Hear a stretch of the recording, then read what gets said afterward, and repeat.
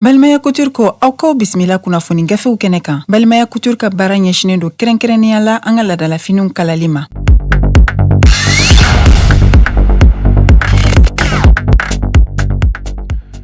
Joliba jabarani filɛbaw an ka foli ani tanuni an b'o ta ka di aw bɛɛ lajɛlen ma don o don min bɛ tali kɛ ni jɛmukan min bɛ sigi aw ye limanaw a kun de aw bɛ se ka kunnafoni sɔrɔ kunnafonidi sɛbɛn minnu bɛ sɛbɛn an balima kunnafonidilaw olu de ka wulikajɔ don limanaw anw ta ye ka se ka a lakale nin ye ladala jɛmukan de ye min ni an tɛna bila fiyewu don o don an bɛ sigi nin kɛnɛ in kan nɛgɛ kanɲɛ 9 mana tɛmɛ ni sanga 30 ye fo ka taa se a kanɲɛ 10 ma an bɛ se nin kɛnɛ in kan limanaw ka se ka gafe ninnu kɔnɔkumaw lakale aw ye bi ye juma ye limanaw utukalo ye tile 11 sɔrɔ san 2022 minnu fana bɛ kan lamɛn arajo joliba sanfɛ an tɛ ɲinɛ aw kɔ segu sikaso an bɛ bɛɛ lajɛlen fo ka bɛɛ waleɲuman dɔn wala an b'a fɔ ɲɛna aw danse limanaw gafew caman bɔra bi an bɛna minnu lakale olu la minnu b'an bolo kɔrɔ o bɛ tali kɛ les échos welewele ale bi yan l'indépendant bi yan nɔ min ye Zeniti Bale ale b'an bolo kɔrɔ ka taa se la nouvelle alliance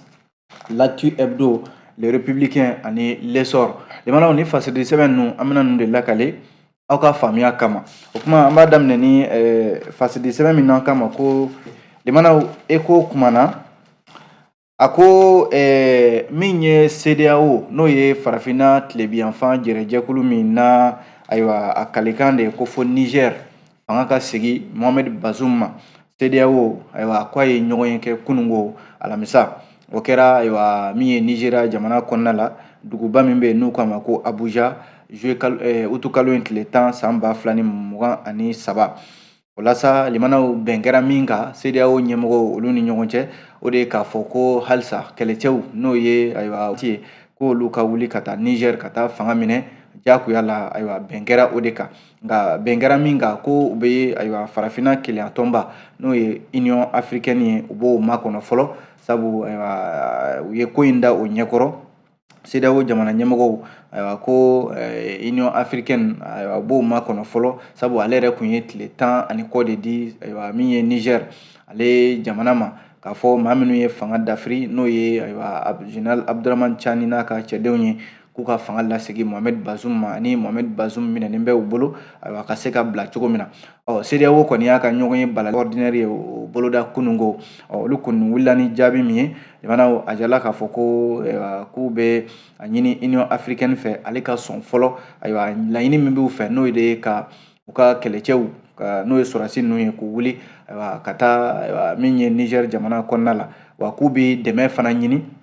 diɲɛ keleya tɔnba ONU ale fɛ CEDEAO ko o n'a ta o ta ko sigikafɔ fana k'u y'u ka laɲini dɔ fana ye ko n'i y'a lajɛ limanaw ni sigikafɔ ni CEDEAO y'o fana ɲini nin laɲini fana kɛrɛfɛ ko a ɲininen bɛ a bɛ se ka kɛ fana Général Tchani ale ka se ka ayiwa o fana kɛ bɔda ye ka kumaɲɔgɔnya ɲini ani CEDEAO ni ɲɔgɔn cɛ walasa nin ko in ayiwa bɛn ani basigi bɛ se ka don a ko la cogo min na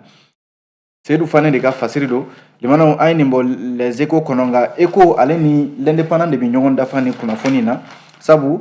a jaralen bɛ k'a fɔ ko Niger ale ayiwa wulikajɔ in kɔnɔna la fanga min dafirila sisan a bɛ n'a fɔ maa dɔw bɛ yen ni ale fana ye ayiwa a bolo kun bɛ fanga la ni Mohamed Bazoum yɛrɛ ye baara kɛ ɲɔgɔn fɛ waati tɛmɛnenw la ni o ye suraka kɔrɔ dɔ ye u k'a ma ko Rissa Agbula limanaw min ye bamanci jɛkulu kɔrɔ n'o ye rébellion ye a y'o baaraw kɛ Niger jamana kɔnɔ san 1991 ka na bila san 2007 waatiw la ale kɔni ko ko Niger gɛlɛya min bɛ yen sisan k'ale yɛrɛ b'i sen don a la a yɛrɛ ye jɛkulu dɔ sigi n'u k'a ma conseil de la résistance pour la république a y'a jira k'a fɔ ko maa minnu ye fanga minɛ n'o ye Général Abdramane Tchani ale n'a ka mɔgɔw ye k'ale fana bɛna wuli k'i jɔ jagoya fo Abdramane Tchani ka fanga bila min bɛ tali kɛ a ko coup d'état min kɛra Niger jamana kɔnɔna la min ye Rissa Agbula ye a ko nin bɛna fɔ Abdramane Tchani ye janfa de kɛ ka ɲɛsin min ye jamanakuntigi Mohamed Bazoum ma walasa l'indépendant ka kunnafoni la ko Rissa Agbula a kumana kosɛbɛ ayiwa Sahel ko in kan kɛrɛnkɛrɛnnenya la lakanabaliya min bɛ Sahel kɔnɔna la o la a ka sɔrɔ k'i kanto k'a fɔ min ye Mohamed Bazoum ye jɔyɔrɔ la n'o ye jamanakuntigi jɔyɔrɔw ye ko limanaw ni ye jateminɛ kɛ ko Abdramane Tchani a ye ko caman kɛ ko minnu bɛ yen ni ko bɛntaw tɛ sabu k'a ye wele bila Wagner n'o ye Rusiw ka kɛlɛcɛ ninnu ye olu ka se ka na ka kɛlɛ boloda Niger jamana kɔnɔ walasa ka se ka ale yɛrɛ kisi nka ko tɛ se k'a kisi dɛ i n'a fɔ Idrissa Agboula ka kuma la o de la ko k'a bɛ wele bila a yɛrɛ nɔfɛmɔgɔw caman ma ko f'u ka tɛgɛ kɛ min ye Général Abdramane Tchani bi min ye fanga minɛ Niger jamanakuntigi Mohamed Bazoum ale la ko f'u ka tɛgɛ kɛ a la a jirala k'a fɔ nin rebelle kɔrɔ min filɛ nin n'o ye Idrissa Agboula ye a yɛrɛ k'a ye jɔyɔrɔw kɛ Niger a fanga kɔnɔna la sabu Mohamed Bazoum kelen a kun kɛra o ka conseiller n'o ye ka ladilibaga 26 tɛmɛnen na Kouassi.com limanaw l'indépendant ye kunnafoni sɔrɔ olu de fɛ l'indépendant kelen ka kunnafoni la limanaw Mali kɔnɔna la yan a jirala k'a fɔ Jalasagu Mali finitigiw forces armées maliennes k'u ye camion belebeleba dɔ 2 ɲɔgɔnna u y'o tɛgɛ kɛ o la camion ninnu kɔnɔna la limanaw a jirala k'a fɔ ko minɛnw de b'a kɔnɔ minɛn caman minɛn minnu bɛ yen n'o bɛ tali kɛ bolimafɛn sen 2 moto olu pièces de rechange minɛn minnu bɛ don olu la dɛ ko caman de sɔrɔla mobili 2 in kɔnɔna la min kɛlen filɛ nin ye ni a waliyara min ye GTA D kɛlɛtigi commandant Kola Waigalo ale n'a ka cɛdenw olu de ye nin wulikajɔ in kɛ camion 2 min filɛ nin ye a jirala k'a fɔ pièces de rechange n'o ye moto pièces ye olu de b'a kɔnɔna la jamanaw ka taa se balo caman ma kunungo forces armées maliennes olu ka kunnafoni min dira a jirala k'a fɔ yɔrɔ min bɛ yen n'u k'a ma ko Kulongo jamanaw a minɛna yen nɔ de a filɛ nin ye Bayangara o secteur la jamana cɛmancɛ kɔnɔna la walasa minɛn minnu minɛnen filɛ nin ye jamanaw ko minɛn ninnu taayɔrɔ wɛrɛ t'u la dɛ u bɛ taa di bamaciw de ma minnu bɛ ka jamana a ɲagami bi min ye Bayangara mara kɔnɔna la yɔrɔ wulikajɔ min kɛra yen kɔsa in na l'indépendant kelen ka kunnafoni la a jirala k'a fɔ ka dugu kɛ i b'a fɔ maa yɛrɛ tɛ yen n'o ye journée ville morte ye o min kaw fɛ yɔrɔ wulikajɔ minnu kɛra kunungo araba a jirala k'a fɔ a wulikajɔ in min ye taamakɛlaw olu ni lakanabaw finitigiw olu ma se ka ɲɔgɔn faamuya a jirala k'a fɔ maa kelen bɛ yen nɔ ko marifakisɛ kun y'o sɔrɔ o kunkolo la a na kɛ o kɔni nka joginda a ma se ka ku a la sabu kunungo kunnafoni dira taamakɛlaw fɛ n'o ye société civile min bɛ Bayangara mara kɔnɔ k'a fɔ maa min bɛ yen ko marifakisɛ ye a sɔrɔ a kunkolo la taamakɛla ninnu na yɔrɔ maa caman de kun joginna a kun fɔra ko maa kelen de fatura ko maa filanan o de fatulen filɛ nin ye ka fara maa fɔlɔ in kan walasa u ye société civile maaw ye k'a fɔ kunungo hôpital Somine Dolo la yɔrɔ min kun fɔra k'olu banana maa kelen kun b'a la ko marifakisɛ kun y'o sɔrɔ o kunkolo la ko o kɔni o ka joginda ma se ka ku a la limanaw nin ko in kun jumɛn b'a la o ye k'a fɔ de taamakɛlaw olu dusu bɔra kosɛbɛ ani finitigiw olu fana ma se ka taamakɛla ninnu ma se k'u u don bɛrɛ la walasa taama bɛ se ka kɛ basigi kɔnɔna la cogo min na fɔɲɔgɔnkɔ de nana o yɔrɔ la ka se ka marifakisɛ ani gaz lacrymogène k'o ci taamakɛlaw la marifa kɔni dɔw sɔrɔ maa 2 olu ni tora a la halisa limanaw Bayangara société civile y'a jira k'a fɔ olu kɔni tɛna u bolo jigin nin ko in na fo lakanabaliya o de ka ban pewu Bayangara mara kɔnɔ n'o tɛ a bɛ fɔ min ma ko journée ville morte walima ka wulikajɔw kɛ k'u ka laɲiniw ɲini k'u tɛna a dabila min ye cakɛda minnu bɛ yen ani sɔrɔ boloda minnu bɛ yen fo ka taa se sugu n'a ɲɔgɔnnaw ma o caman bɛna sonsoro k'a bɛ sɔn ka kɛ cakɛda damadɔ bɛ yen i n'a fɔ kɛnɛyasow EDMSA SOMAGEP olu sen tɛna ye a ko la ani taamakɛlaw minnu bɛ taama ka taa Bayangara mara kɔnɔ kunnafoni filɛ limanaw an ye ninnu bɔ l'indépendant kɔnɔ aw bonya b'a la.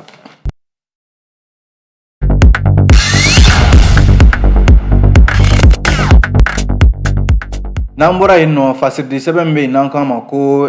min ye limanaw Zenith Bale y'a jira k'a fɔ ko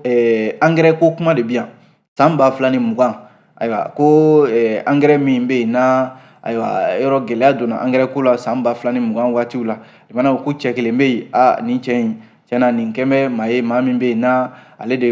a kɔ ka girin walima ayiwa ale kɔni bolo Mali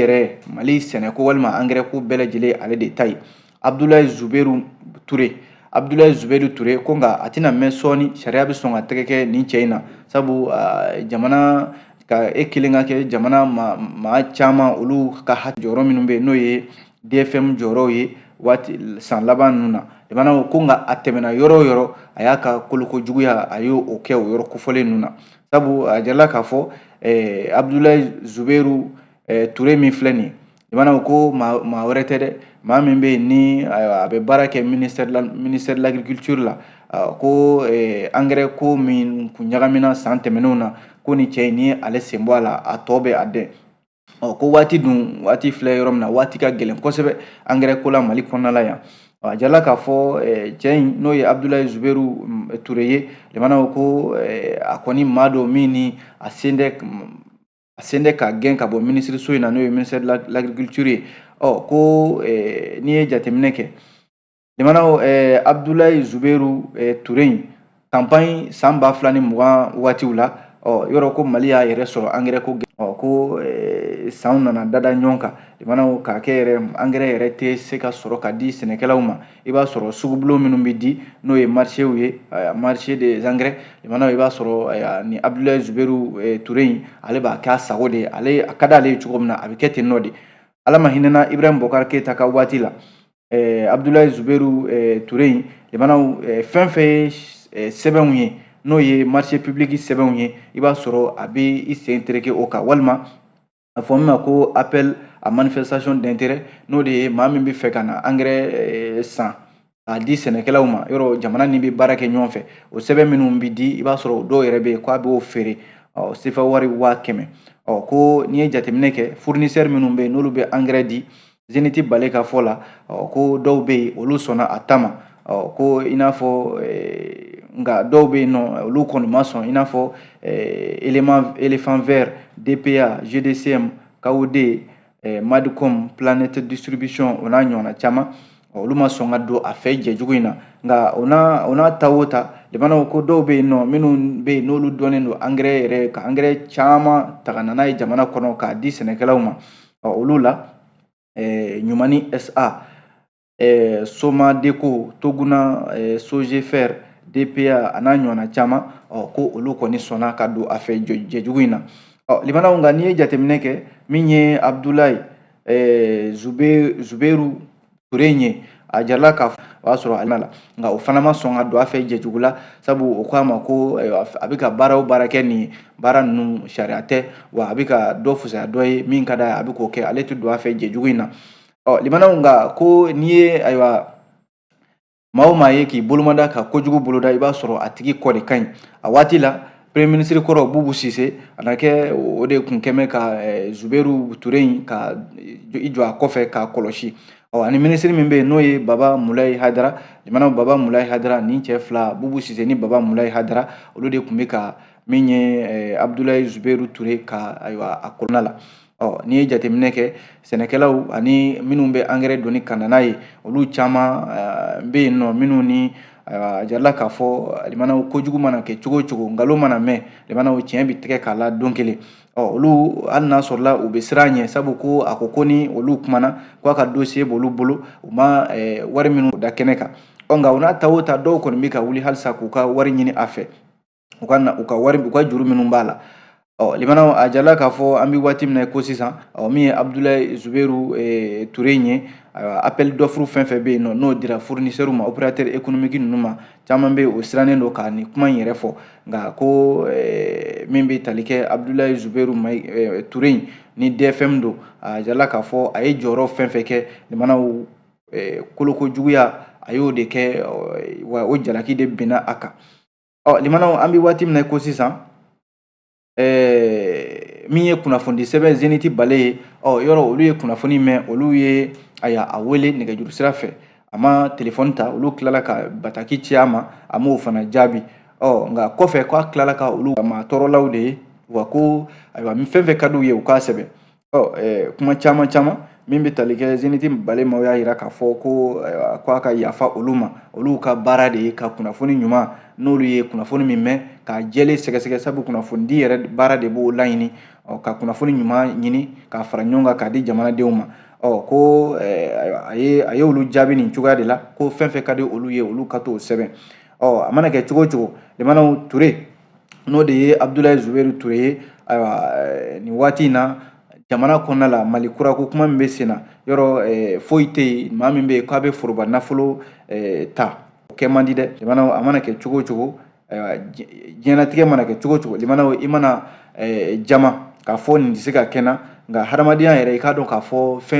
fɛn saba don i bɛ denɲɛrɛninya la i bɛna sifinya la o bɔ yen i bɛna kɔrɔ saya yɛrɛ bɛna se i ma limanaw n'i hakili t'o la ka ban hadamaden i kan ka sabali nka ko nin cɛ in a k'a dɔn k'a fɔ ko a ye min kɛ angɛrɛ ko la san 2020 waatiw la ka fɛn min ye sariyaw bɛɛ lajɛlen turu u kun ka fo ka na se nin waati ma i bɛ wele tuguni k'i ka kunnafoni ɲuman di i bɛ kunnafonidilaw olu gɛn jamanaw ko nin kɔni ye affaire à suivre ye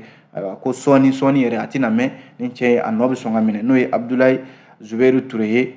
kunnafoni sɛbɛn Zeniti Bale limanaw an ye nin sɔrɔ a kɔnɔ limanaw alliance ale kumana a ko an bɛ ka an kunda min ye furanjɛla fanga dɔ farali la a kundama de kan wa o de ye ɲininkali yɛrɛ ye sabu ko minnu bɛ sen na sisan o bɛ sɔn ka o sɛmɛntiya kosɛbɛ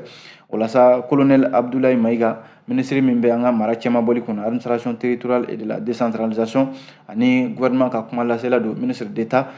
ko nin waati in na limanaw ko maliden minnu bɛ yen ni olu sɔmi ka jan olu caman sɔminen bɛɛ bi k'a fɔ ko furanjɛla fanga in e ko an tɛ ka a kunda dɔ de farali la a kundama kan ka taa kalo 18 na o la sa n'i ye jateminɛ kɛ furanjɛla fanga dɔ ka fara a kundama kan minisiriso in Abdoulaye Maïga bɛ min kunna k'a ni politiki maaw ka ɲɔgɔn ye min kɛra kɔsa in na ani société civile maaw a jala k'a fɔ chronogramme n'o ye kalata waatiw ye o sɔrɔla politiki tɔn caman fana y'a jira k'a fɔ olu kɔni fɛla don dɔ ka fara a kan walasa kalata minnu kan ka labɛn a kana kɛ kalata ɲagaminenw ye walima a kana kɛ ko kɔrɔtɔlenw ye u ka tila ka taa kɛ gɛlɛya ye kɔfɛ o la sa nka o n'a ta o ta politiki tɔn dɔw ko ayi o t'olu fɛla ye caman y'a jira k'a fɔ ko fanga de ka lasegin jamanadenw ma n'o ye retour à l'ordre constitutionnel ye ko caman y'a jira k'a fɔ ko furanjɛla fanga in dɔ farala a kan nin y'a siɲɛ 2nan ye n'a fɔra ko dɔ wɛrɛ bɛna fara a kan tuguni ko maa bɛ se k'i sigi ni o kɔlɔlɔ ye sabu Mali kelen ma ni layidu ta layidu b'a ni jamanadenw cɛ a b'a ni diɲɛmaa cɛ an bɛ tɔn minnu kɔnɔna la layidu bɛ an ni olu cɛ kala ka se ka ta ayiwa fanga ka se ka segin jamanadenw ma o ye politiki tɔn dɔw ka kuma ye nka dɔw fana bɛ yen olu ko kɔrɔtɔlen man ɲi n'an ko k'an bɛ kalata karaba nin cogoya in na ayiwa jamanadenw kana tila ka taa kɛ ayiwa ko kalata kɛra ko a cogoya man ɲɛ politiki tɔn dɔw ko waati o waati bɛ se ka di a ko la o ka di walasa jamana bɛ se ka kalata kɛ basigi kɔnɔna la cogo min na kunnafoni filɛ nin ye limanaw an ye nin bɔ la nouvelle alliance kɔnɔ aw bonya b'a la.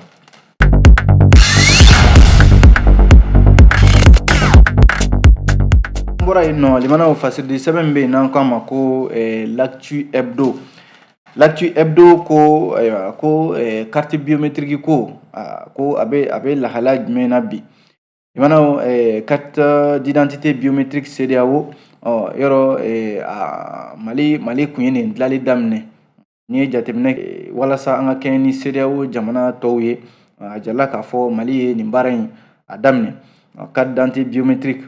a jala k'a fɔ nka hali sisan a bɛ n'a fɔ jamanadenw ma se ka wasa sɔrɔ carte d'identité biométrique ko in na dɛ sabu ko a giringajɔ kun kɛra waati dɔ la référendum min kɛra n'o ye an ka sariya sunba kalataw ye a kun fɔra maaw ka taa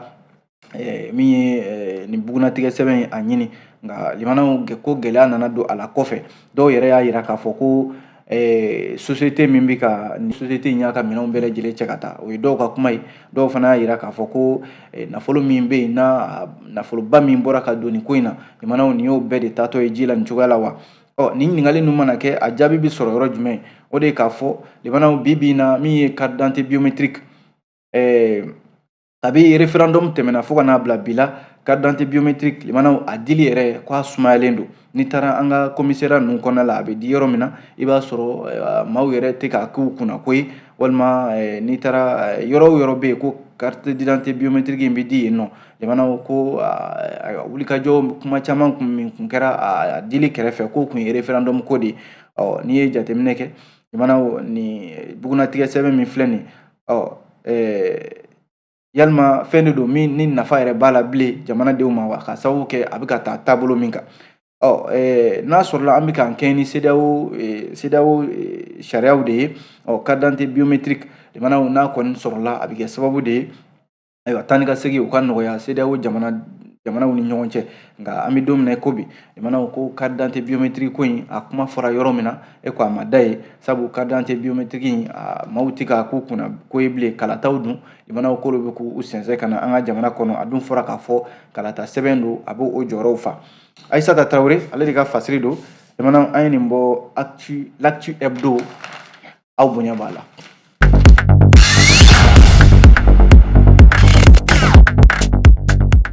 N'an bɔra yen nɔ limanaw fasiridi sɛbɛn min bɛ yen n'an k'a ma ko les républicains kuma fila bɛ républicain kɔnɔ fɔlɔ ye mun ye a jarala k'a fɔ ko ayiwa recensement général min kɛra kɔsa in na n'o de ye ka malidenw jate dɔn recensement général de la population n'a ɲɛmɔgɔya yɛrɛ tun bɛ colonel Assimi Goïta bolo kunnafoniya bɔra ka bin min bɛ tali kɛ minisiri min bɛ an ka sɔrɔko ni nafoloko kunna limanaw ko recensement général ni y'a ta ko duurunan ye 5e recensement général de la population et de l'habitat min kɛra san 2022 tɛmɛnen limanaw jate min bɔra la a jarala k'a fɔ maliden hakɛ bi a bɛ maa 22,000 ani maa 335 ani maa 485 maliden bɛ o hakɛ de la bi jate laban min bɔra recensement général fɛ i n'a fɔ institut national de la statistique ale de ye baara ninnu bɛɛ lajɛlen kɛ limanaw communiqué min kɛra conseil des ministres senfɛ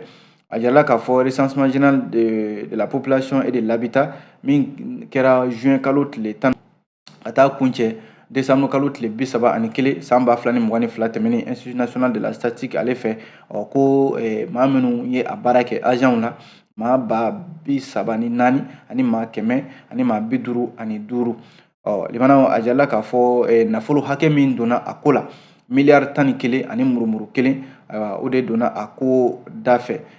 min bɛ tali kɛ budget national n'o ye jamana yɛrɛ ka waganeba ye 100 o 100 66 ani murumuru 5 o de donna a ko da fɛ limanaw a jarala k'a fɔ baara in kɔni kɛra nin cogoya la bi na maliden hakɛ kɔni o de ye kunnafoni yɛrɛ ye maa bɛ se ka kala turu min kan maliden maa 22,000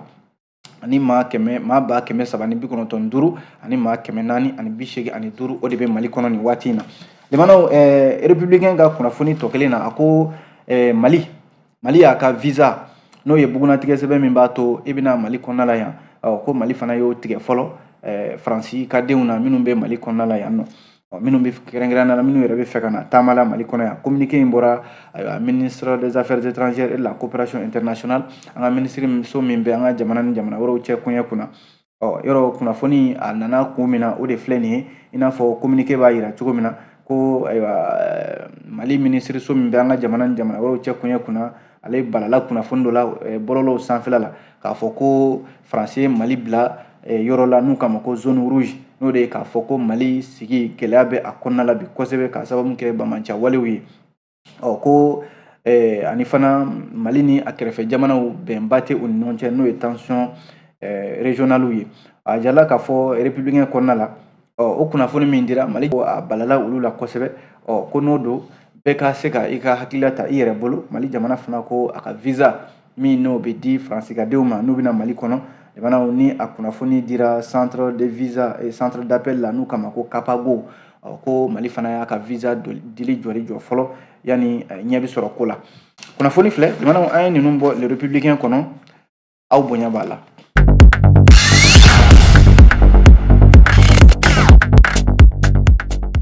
Fasiri di sɛbɛn min bɛ yen n'an k'a ma ko l'essor limanaw an bɛ a lakali kuncɛ ni ayiwa l'essor ye limanaw a jarala k'a fɔ l'essor kɔnɔna la bi ko min bɛ bɔlɔlɔ kannaw ko ko dan tɛna sigi bɔlɔlɔ kana nɛnijuguba ninnu na fiyewu sabu ko sɛgɛsɛgɛliw olu bɛna dayɛlɛ a jarala k'a fɔ sariya min bɛ yen n'o de ye cybercriminalité maa minnu bɛ yen n'u ka baara bɛnnen bɛ kumajugu ni nɛnijugu ma bɔlɔlɔ sanfɛla ani kuma minnu bɛ yen n'a bɛ dankari kɛ an ka hadamadenya yɛrɛ la ko Mali sariya ayiwa k'a ye sɛgɛsɛgɛli a bɛna sɛgɛsɛgɛli yɛrɛ dayɛlɛ a jarala k'a fɔ min bɛ tali kɛ conseil des ministres min kɛra utukalo tile 10 tɛmɛnen communiqué dɔ kɛra communiqué min ni procureur de la République près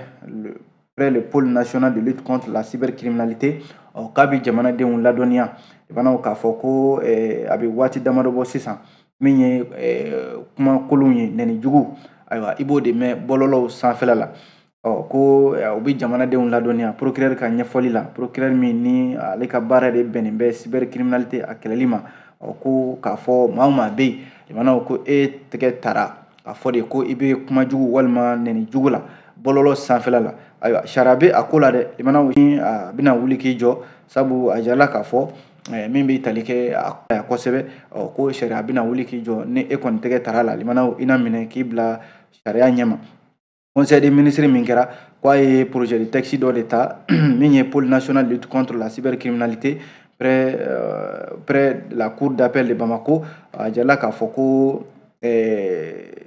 limanaw min bɛ tali kɛ nin bɛna fɔ cakɛda kura dɔ de sigilen filɛ nin ye min na ayiwa a bɛ tribunal de la commune 4 ale kɔnɔna la Bamako district kɔnɔna la limanaw conseil des ministres min kɛra nin ye ayiwa ko sariya kɔni tara ayiwa maa maa bɛ yen ko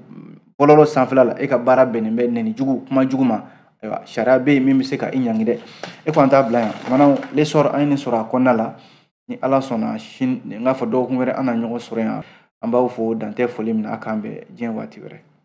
Ni kun y'aw ka kunnafoni gafew kɛnɛ ye ni Balimaya Couture ka dɛmɛ ye. Balimaya Couture ka baara ɲɛsinen don kɛrɛnkɛrɛnnenya la an ka ladalafiniw kalali ma. Mamadu Traoré fɛ yen ni bɛɛ ko Maduba. Nɛgɛjuru sira 76 11 63 88 66 61 51 37 97